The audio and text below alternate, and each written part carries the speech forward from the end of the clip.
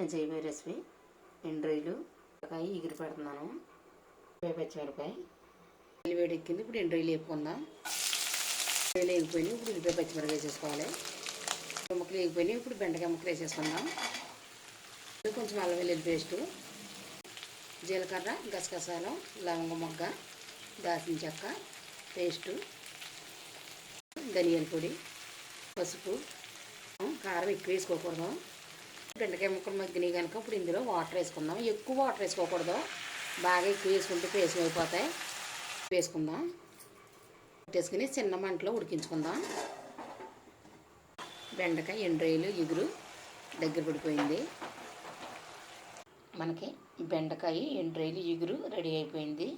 ఈ కూర చాలా బాగుంటుంది, పులుసు కన్నా బాగుంటుంది. ఈ వీడియో కనుక మీకు నచ్చినట్లయితే సబ్స్క్రైబ్ చేయండి, లైక్ చేయండి, షేర్ చేయండి, కామెంట్ చేయండి.